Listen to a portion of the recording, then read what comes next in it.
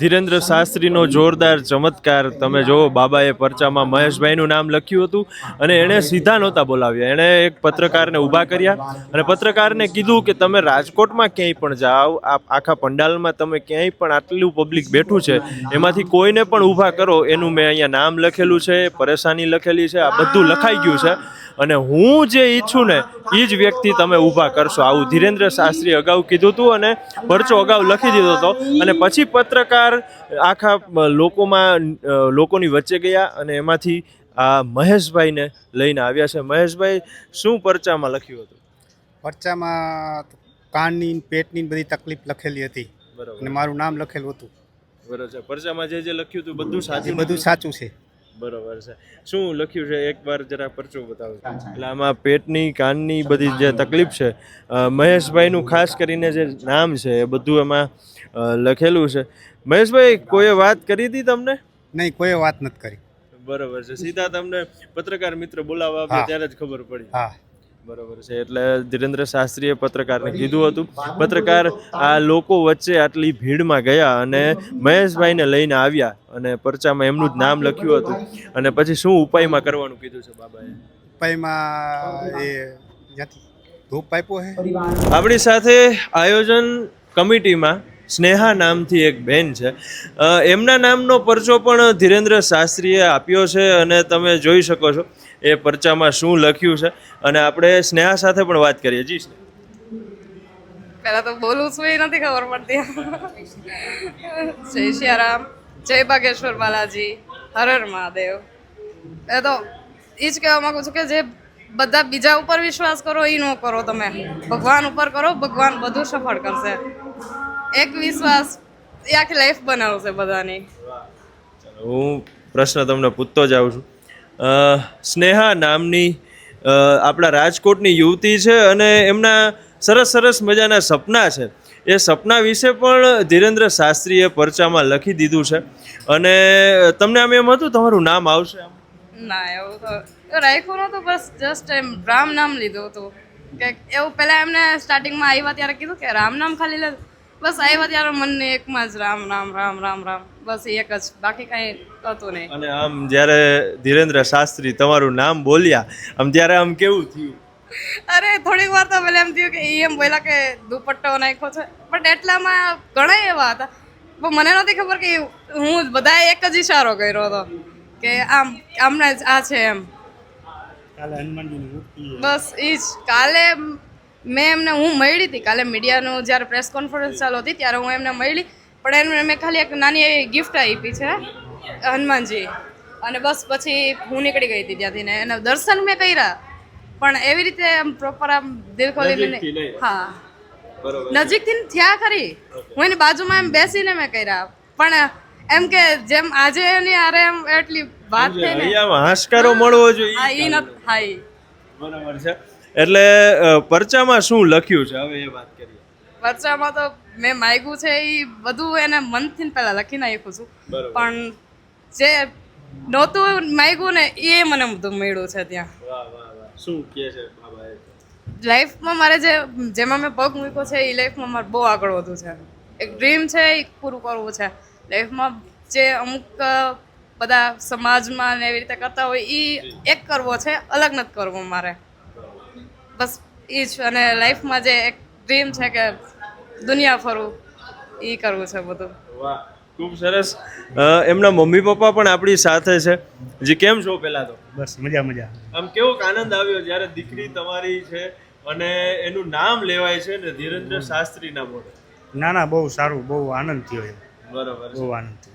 એમના સપના જે તમને તો પહેલાથી ખબર હોય તો આમ ત્યારે આમ પહેલા આમ થોડી ઘણી ચિંતા હશે કે બધું કેમ થશે, શું થશે. આ ફિલ્ડમાં તો કેટલા લોકો ઓલરેડી છે વર્ષોથી, તે એમાં મારી દીકરી છે જે પાપા પગલી કરીને જઈ રહી છે એમાં, અને આજે તમને આમ જોવા મળ્યું કે તરત જ શંકાનું સમાધાન થઈ ગયું. શું કહેશો આજે? ના ના, બહુ સારું થયું. એની મનોકામના પૂરી ન થાય એમ, બસ બીજું કાંઈ નહીં. બાગેશ્વર ધામ અમારા આર્યેશ્વર મહાદેવ એની મનોકામના પૂરી ન કરે એ બસ આશા છે એમ. એટલે આમ જો 35 mm ના મોઢા હોય ને આજે 70 mm ના મોઢા થઈ ગયા છે, ખિલખિલાટ એવા. એમના મમ્મી સાથે આપણે વાત કરીએ. કેમ છો? મજામાં. જય સિયારામ, જય બાગેશ્વર ધામ. આજે એમ લાગે કે જાણે ભગવાનનો સાક્ષાત્કાર થઈ ગયો. આજે એ મારી દીકરીને એમ કે આના મમ્મી પપ્પા છે, આના મમ્મી પપ્પા છે એવું થવા. અને ખાસ જે અમારા આર્યેશ્વર મહાદેવ, અમે પૂજારી છે, સનાતન ધર્મ કે છે ને, અમે સાધુ છે, સાનું સનાતન ધર્મ છે. અને આજે એની શિવ પૂજા પડી છે અમારા આર્યેશ્વર મહાદેવની. એની જે શિવ પૂજા છે ને, એને કીધું ને કે તું શિવ પૂજા કરસ, આ એની શિવ પૂજા પડી છે. અને એનો મહેનત અને બાકી વિજયભાઈનો જે એનો સાથ સહકાર છે એનો તો હું ક્યારેય ઋણ નથી ચૂકવી શકે એમ, કારણ કે વિજયભાઈને એની એક દીકરી તરીકે એને રાખી છે. બરાબર છે. વાહ, એટલે આ હનુમંત કથામાં પણ એમણે સેવા આપી છે. આજે એમનું ફળ એમને મળી ગયું છે. જે વિશેષ રાજકોટના લોકોને કાંઈ કહેવું હોય તો? કઈ નહીં, ભગવાન ઉપર શ્રદ્ધા અને વિશ્વાસ રાખો, બધી મનોકામના પૂરી થશે. ધન્યવાદ. જય બાગેશ્વર. જય બાગેશ્વર ધામ, જય હર હર મહાદેવ. મજામાં. વાહ, આજ તો વિશેષ આનંદ હશે જ્યારે બાબા બાગેશ્વર ધીરેન્દ્ર શાસ્ત્રીય પરચામાં તમારું નામ લખ્યું છે. હાજી. શું લખ્યું હતું પરચામાં? મારે જે તકલીફ હતી જીવનની અંદર એ થોડોક મારા ધંધાનો પ્રોબ્લેમ અને મારી દુકાન સળગી ગઈ હતી, એના હિસાબે મારે બહુ મોટું નુકસાન થયું હતું. મેડિકલ સ્ટોર સળગ્યો હતો, એ પણ લખેલું હતું કે તમે ધંધામાં નુકસાની છે. બીજું કે મારે ઘરની અંદર થોડોક મારી દીકરીનો પ્રોબ્લેમ ચાલે છે, જમાઈનો ને એનો, એ પણ ઉલ્લેખ હતો. એ સિવાય મહત્વની વસ્તુ એ છે કે હું જેલની અંદર 4 વર્ષ મર્ડરની અંદર જેલ ભોગવીને આવ્યો, એનો પણ ઉલ્લેખ છે કે તમે 4 વર્ષ જેલમાં જઈને આવ્યા છો. અને પરચી મેં હનુમાનજીને લાલ કપડામાં શ્રીફળને 100 રૂપિયા મૂકી અને હનુમાનજી આગળ પરચી કરી હતી, મારો વારો આવી જાય. મને વિશ્વાસ નહોતો પણ આવ્યો અને 3જું જ નામ મારું આવ્યું. આપણે ધન્ય થઈ ગયા. અને જે કાંઈ લખ્યું હતું સત્ય હતું, કોઈ વસ્તુ ખોટી નથી. મંત્ર આપ્યો છે ઘરની અંદર, મંત્ર બોલવાનો, રોજે બોલવાનો, 11 વખત બોલવાનો, કાંઈ વાંધો નહીં. અમે હનુમાનજી અમારા ઈષ્ટદેવ છે અને અમે એ કરતા જ હોય, પણ છતાં મેં કીધું વિશેષમાં આપણે એ રીતે કરશું. શું કહેશો? બસ કાંઈ નહીં, હા બહુ જ ખુશ થયા અને બહુ જ આનંદ છે અમને કે અમે ધન્ય થઈ ગયા એમ. છેક બાગેશ્વર ગયા હતા તોય પણ નહોતા મેળા, પણ અત્યારે અમને મળી ગયા. ન્યાય દરબાર ચાલુ હતો પણ ત્યારે અમને મેળા નહોતા, ખાલી અમે દર્શન કર્યા, બાગેશ્વર બધે ફર્યા અને આવી ગયા. પછી અમે બીજી વાર જવાની ઈચ્છા વ્યક્ત કરી, ત્યાં અમારી અરજી લાગી ગઈ અને હવે અમે જાશું 100% જઈ આવશું. અને જે બાબાએ પરચામાં લખ્યું હતું એ બધું સાચું? બધું જ સાચું. બીજું એ અંધશ્રદ્ધા ફેલાવવા વાળા બધા ખોટા. તમે આ કોઈને સમસ્યાની વાત ક્યારેય ના, ક્યાંય? કોઈ દિવસ કાંઈ નહીં, આવી ચર્ચા જ કોઈ હારે નહીં. જી. આ એક છે ને, આ એક આસ્થા અને અહીંયા ઉતર બેટા, આસ્થા અને શ્રદ્ધાની વાત છે. કોઈ એમ કહે કે આ અંદાજ ખોટો છે કે ગલત વિશ્વાસ છે, પણ શ્રદ્ધાની વાત છે. કોઈ દિવસ અમે બાલાજી તો અમારા ઈષ્ટ દેવતા છે અને અમે ઘરેથી એવું નક્કી કરી નીકળ્યા હતા કે અમને મનમાંથી ભગવાનને તે કે આ બાગેશ્વર ધામ અમને અહીંયા બોલાવશે. દાદાની એટલી અમને શ્રદ્ધા હતી અને આ શ્રદ્ધા અમારી પૂરી થઈ ગઈ, અમને દર્શન મળી ગયા અને ખૂબ અમે બાલાજીનો આભાર વ્યક્ત કરી. જય બાગેશ્વર ધામ, જય બાલાજી. પરચામાં કોનું નામ લખ્યું હતું?